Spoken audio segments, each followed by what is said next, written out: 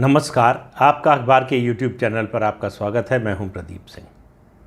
कर्नाटक में भारतीय जनता पार्टी की हार के कारण अब जो रिज़ल्ट आया है उसकी समीक्षा करने पर समझ में आ रहा है कि हार के क्या क्या कारण थे। लेकिन बहुत से कारणों में एक मुख्य कारण जो आगे भी बीजेपी के लिए परेशानी का सबब बन सकता है। इस बात का जिक्र मैंने अपने पिछले वीडियो में भी किया था कि उसने अपनी विचारधारा को बीच रास्ते में छोड़ दिया। आज उससे आगे की बात कर रहा हूँ। दरअसल अब समझ में ये आ रहा है कि भारतीय जनता पार्टी की कर्नाटक में हार जुलाई 2022 में ही हो गई थी। याद कीजिए, जुलाई 2022 की घटना जब भाजपा के कार्यकर्ता प्रवीण नेटारू की हत्या हुई थी और हत्या के बाद रोष इतना था कि हज़ारों की संख्या में भाजपा के कार्यकर्ताओं नेताओं ने स्थानीय स्तर के उन्होंने इस्तीफा देना शुरू कर दिया पार्टी से और पद से। जो प्रदेश अध्यक्ष हैं कतील, उनकी कार पर हमला हुआ। भारतीय जनता पार्टी ने इसको शायद उतनी गंभीरता से नहीं लिया जितने गंभीरता से लेना चाहिए था। उसके अलावा शिमोगा में संघ के स्वयंसेवक की हत्या हुई। अपनी पार्टी की सरकार राज्य में, अपनी पार्टी की सरकार केंद्र में, और हिंदू नेताओं कार्यकर्ताओं की हत्या होती रही। राज्य सरकार मूक दर्शक बनी देखती रही। ये एक बड़ा कारण था जब भाजपा के कोर वोटर को समझ में आया। देखिए, किसी भी चुनाव में जो बड़ी पार्टियां होती हैं किसी भी राज्य में, उनका कोर वोट तय होता है। जो डिफरेंस होता है, जो हार जीत का फैसला करते हैं, वो 10 से 15% फ्लोटिंग वोटर होते हैं। और फ्लोटिंग वोटर ये हमेशा मानकर चलिए कि सिर्फ हिंदू होता है। मुसलमान फ्लोटिंग वोटर की श्रेणी में कभी नहीं आता। मुसलमान का वोट चुनाव की घोषणा से बहुत पहले से तय होता है। बल्कि चुनाव की घोषणा ना हो, आज कर्नाटक में चुनाव हो गया तो अभी से मान लीजिए कि उनका वोट तय है कि कांग्रेस को जाएगा अगले चुनाव में भी।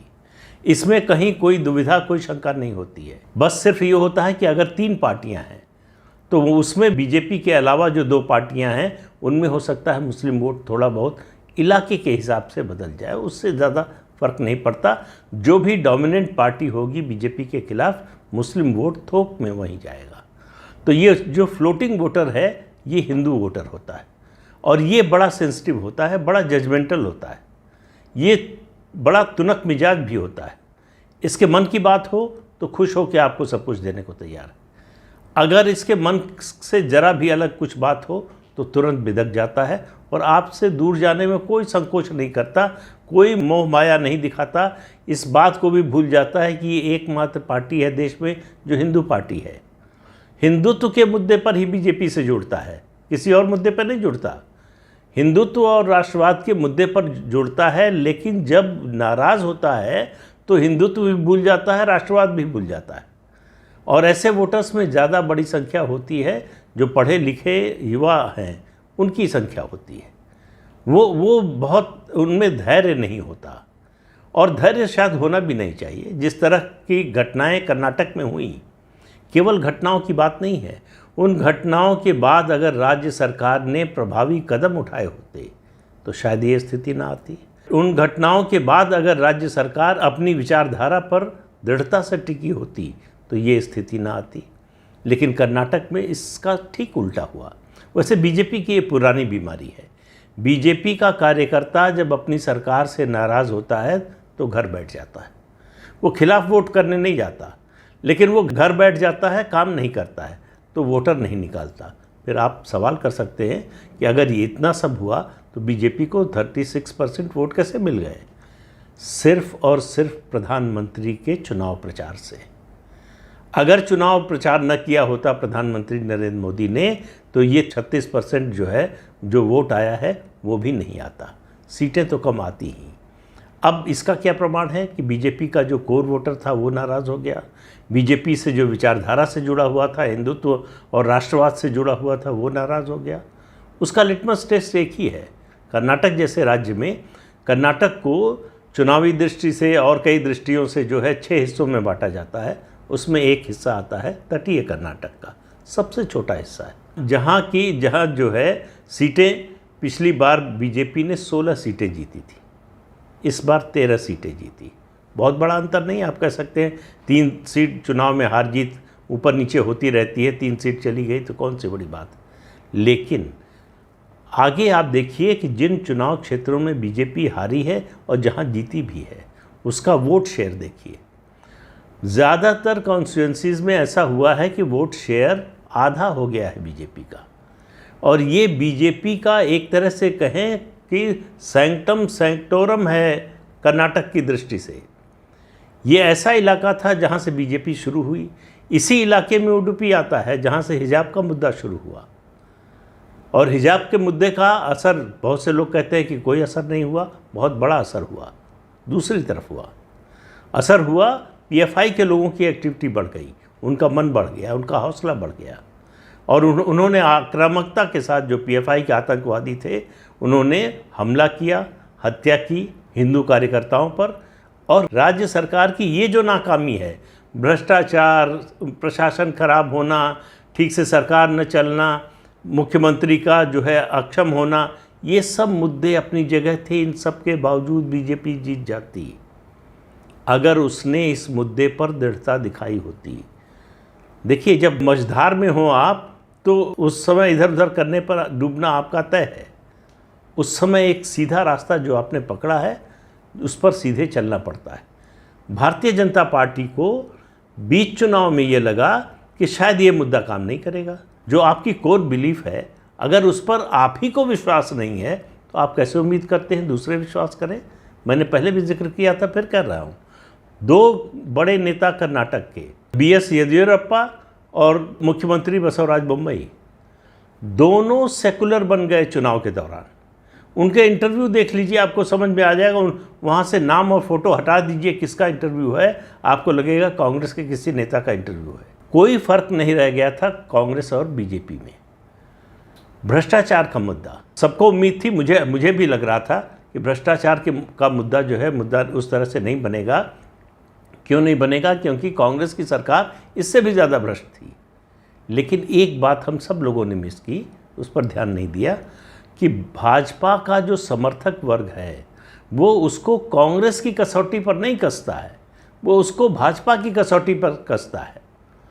प्रधानमंत्री नरेंद्र मोदी देश भर में अभियान चला रहे हैं भ्रष्टाचार के खिलाफ, और उनकी अपनी राज्य सरकार पर भ्रष्टाचार के एक से एक आरोप लग रहे हैं। तो नाराज़ कौन हुआ? नाराज़ कोई कांग्रेस का वोटर नहीं हुआ, नाराज़ हुआ भारतीय जनता पार्टी का वोटर। भारतीय जनता पार्टी के वोटर को लगा कि कथनी करनी में बहुत अंतर दिखाई दे रहा है। लेकिन फिर कह रहा हूँ कि प्रधानमंत्री ने अगर चुनाव प्रचार न किया होता तो बीजेपी की हालत और ज़्यादा खराब होती। और दूसरी बात हर पार्टी के लिए समझने की है, और बीजेपी के लिए ज़्यादा इसलिए कि अब एकमात्र पार्टी बची है जो कैडर बेस्ड पार्टी है। कम्युनिस्ट पार्टियाँ ख़त्म हो चुकी हैं लगभग। केरल में जो पार्टी है सीपीएम, उसको सीपीएम जिस अर्थ में जिस तरह की थी पार्टी विचारधारा की, वो नहीं है, वो पिनराई विजयन की पार्टी है।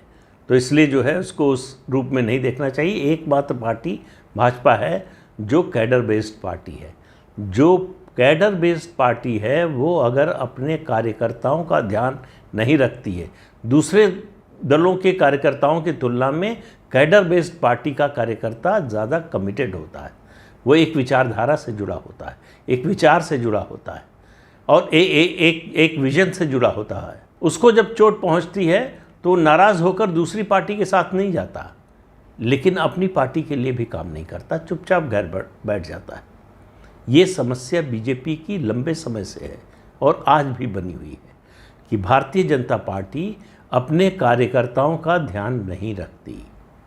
2015 में भाजपा के एक नेता की हत्या हुई। उस समय कांग्रेस की सरकार थी और उसके बाद भी कई भाजपा नेताओं कार्यकर्ताओं की हत्या हुई।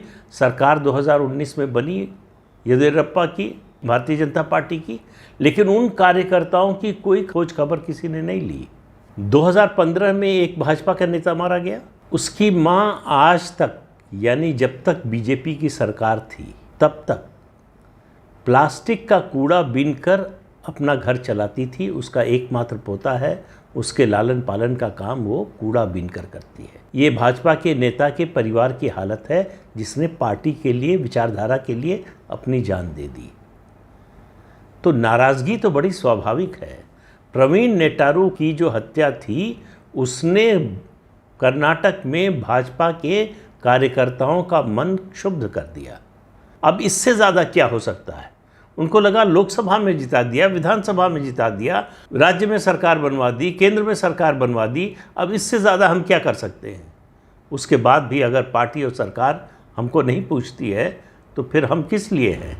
कर्नाटक में बीजेपी की जिस तरह से सरकार चली, पीएफआई के आतंक को जिस तरह से बर्दाश्त किया, पीएफआई के आतंकवादियों के आतंक को जिस तरह से चलने दिया, फिर टीपू सुल्तान का मामला हो, फिर हिजाब का मामला हो या अपने कार्यकर्ताओं की हत्या का मामला हो, कहीं भारतीय जनता पार्टी की राज्य सरकार अपने लोगों के समर्थन में, उनके बचाव में खड़ी नज़र नहीं आई। इन मुद्दों पर भी वो एक कदम आगे और दो कदम पीछे की नीति पर चलती रही। उसको समझ में नहीं आ रहा था कि ये आगे बढ़ने से फ़ायदा है कि पीछे हटने से फ़ायदा है। तो इस दुविधा में दोनों गए, माया मिली न राम, वो स्थिति हुई कर्नाटक में भारतीय जनता पार्टी की। तो भारतीय जनता पार्टी को अगर कोई सबक लेना है तो कर्नाटक के विधानसभा चुनाव के नतीजों से सबक लेना चाहिए। और एक बात अच्छी तरह से समझनी चाहिए, इस समय जो भारतीय जनता पार्टी है वो चल रही है केंद्र के 2-3 नेताओं और 2 राज्यों के मुख्यमंत्रियों, उत्तर प्रदेश के मुख्यमंत्री योगी आदित्यनाथ और असम के मुख्यमंत्री हिमंता बिस्वा शर्मा। इन 2 राज्यों की सरकारों के कामकाज की वजह से ये सरकार चल रही है। और आप देखिए कि अगर भाजपा कार्यकर्ता के मन की बात होती है, उसके मन का काम होता है, तो रिज़ल्ट उसी हिसाब से आता है। उत्तर प्रदेश जैसे राज्य में जहां भारतीय जनता पार्टी की स्थिति बहुत अच्छी नहीं थी 2014 से पहले, बल्कि कहें बहुत ख़राब स्थिति में थी, वहां से 17 में जीते और 22 में फिर जिताया। तो इस बिलीफ के कारण, इस विश्वास के कारण कि ये जो सरकार है इसने जो कहा वो कर रही है, यही भरोसा था जिसने वोटर को बीजेपी से, उसका जो कोर वोटर है या उसका जो समर्थक वर्ग है, उसने भाजपा को छोड़ा नहीं। उसको भरोसा हो गया कि ये सरकार ऐसी है जो कहती है वो करती है, जो हमारी महत्वाकांक्षा है, जो हमारी इच्छा है, जो हम चाहते हैं कि जिस तरह से हमारी सरकार चले, जिसे हमने चुना है, उस तरह से ये सरकार चल रही है। तो ये जो तंत्र पूरा है ये बहुत कमज़ोर कदमों पर खड़ा है। मैं भारतीय जनता पार्टी की राष्ट्रीय स्थिति की बात कर रहा हूँ। उसकी ज़्यादातर राज्य सरकारें बहुत ख़राब चल रही हैं, चाहे एडमिनिस्ट्रेशन की दृष्टि से देखिए, सुशासन की दृष्टि से, या फिर भ्रष्टाचार के नज़रिए से देखिए, या फिर आपसी गुटबाजी और झगड़े की दृष्टि से देखिए। हर दृष्टि से अगर आप देखेंगे तो सरकारों में, और जहाँ सरकारें हैं वहाँ है, और जहाँ सरकारें नहीं हैं वहाँ भी समस्या है। और उन समस्याओं को हल करने की, मतलब अब अंदर की बात तो हम लोग जानते नहीं कि क्या कोशिश हुई, हो सकता है कोशिश हुई हो, लेकिन सफलता मिलती हुई दिखाई नहीं दे रही। हम आप वही जान सकते हैं जो सार्वजनिक रूप से दिखाई दे रहा है। अंदर खाने बंद कमरे में बैठक में क्या फैसला हुआ, क्या तय हुआ, किसने क्या कहा, किसने क्या करने का जो है आश्वासन दिया या प्रण किया, उसमें कितना हुआ नहीं हुआ पता नहीं, लेकिन सामने जो दिखाई दे रहा है वो सिर्फ कमज़ोरी दिखाई दे रही है, ताकत कहीं दिखाई नहीं दे रही है। और ये सिलसिला बहुत लंबे समय तक नहीं चल सकता। तो स्टेट लीडरशिप का मजबूत होना, उसको काफ़ी हद तक स्वायत्तता देना, जो भी नेता है वो चाहे सत्ता में हो चाहे सत्ता से बाहर हो, उसके बिना जो है पार्टी राज्य में मजबूत नहीं हो सकती। प्रधानमंत्री पर जितना दबाव डाला जाएगा उससे उनकी जो पॉलिटिकल कैपिटल है, मैं बार बार कहता हूँ, उसका दुरुपयोग है। राज्य के कमज़ोर नेताओं को बार बार उबारना, उनको संकट से निकालना, ये प्रधानमंत्री का काम नहीं है। प्रधानमंत्री का या पार्टी के सर्वोच्च नेता का काम है कि जो अच्छा कर रहा है उसकी मदद में खड़े होना, उसका उत्साहवर्धन करना और उसकी सफलता में और ज़्यादा इजाफा करना। तो जो प्रथम श्रेणी से पास होने वाला छात्र है उसको तो प्रधानमंत्री नरेंद्र मोदी मेरिट में ला सकते हैं, वो मेरिट लिस्ट में आ सकता है, इतना प्रयास कर सकते हैं। लेकिन जो फेल होने वाला है, अगर ये उम्मीद करें कि उसको मेरिट लिस्ट में पहुंचा देंगे तो ये उनके साथ अन्याय होगा। तो पूरी पार्टी एक व्यक्ति के साथ सबसे ज़्यादा अन्याय कर रही है, जिनका नाम है नरेंद्र मोदी। तो इस अंक में इतना ही। अगले अंक में फिर मिलेंगे किसी नए मुद्दे के साथ। तब तक के लिए अनुमति दीजिए। आपसे अनुरोध है कि ये चैनल देखिए, शेयर कीजिए, लाइक कीजिए और सब्सक्राइब जरूर कीजिए। नमस्कार।